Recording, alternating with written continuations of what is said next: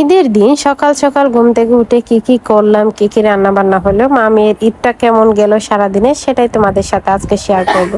তো hello everyone, I hope সবাই খুব ভালো আছেন। আলহামদুলিল্লাহ আমিও খুব ভালো আছি। সব ভিডিও শুরুতে বলে দিছি সবাইকে হচ্ছে হাম্বা মুবারক। তো এদিকে ঘুম থেকে উঠছি, ঘুম থেকে উঠে চোখ মুখ ঢলার পরে আমি হচ্ছে যে আমার মেয়ে যা যা পড়বে সব রেডি করে দিচ্ছিলাম। আর আমি হচ্ছে একটা চপটের মধ্যে একটা থ্রি পিস পরছিলাম। এটা অবশ্য কোন পেজ থেকে নিয়েছি কেউ জানতে চেও না, কেননা আমি বলতে পারবো না, কারণ আপুই অর্ডার দিছিল। আমি শুধু নিয়ে পড়তেছি, আমার কাজই তো হচ্ছে এগুলা।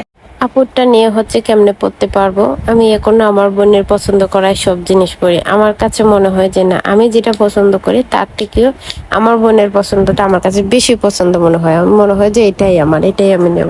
সেটা হোক 2 টাকা দামের চকলেট, সেটা হোক লাখ টাকা দামের, সেটা হোক 5 টাকা দামের, সেটা যেমনই হোক, সেটা ছিঁড়া হোক পাড়া হোক, আমার বোনের হয়েছে, আমার মা আর আমার বোনের চয়েস সবসময় আমার কাছে নাম্বার 1। এতে কোনো ভেজাল নেই আমার জন্য। কারণ কেননা আমার অভ্যাস, আমি ছোটবেলা থেকে এখন পর্যন্ত আমার সব ড্রেস, সব জুয়েলারি, সব কিছু আপুর পছন্দ করা জিনিসগুলো হচ্ছে আমার বেশি পছন্দ হয়। আপু হচ্ছে যে যেটা পছন্দ করে আমার জন্য কিনে আনবে, খাবার থেকে শুরু করে ড্রেস আপ সব কিছু, সেটাই আমি মনে করি যে না, সেটাই আমার জন্য বেস্ট। এদিক থেকে বলতে গেলে আমি এরকমই। তো তোমরা কে কে এরকম আছো, তোমরা আমাকে কমেন্টে জানাইতে পারো। এদিকে আমার মেয়ের সকাল সকাল মনটা খারাপ হয়ে গেল, এটা দেখে আমার নিজেরও বেশি খারাপ লাগছে। যাই হোক, আমার মেয়ের মন খারাপ হোক, আমারও মন খারাপ, কিন্তু আমি একটু ভালো করার চেষ্টা করছিলাম, কয়েকটা ভিডিও করে নিচ্ছিলাম, বলতে গেলে টিকটক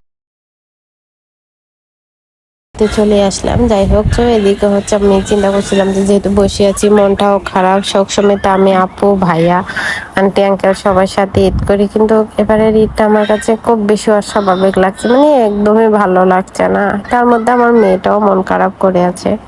কি বলবো, আমার এত পরিমাণ খারাপ লাগছে, আমি তাদের এত পরিমাণ মিস করছি। অবশ্যই সকালে কথা হয়েছে, রেডি হওয়ার পরে কথা হওয়ার পরে দেখি আপুও কান্না করতেছে, এখন আমারও কান্না পাচ্ছে, আমার মেয়েটাও কান্না করতেছে।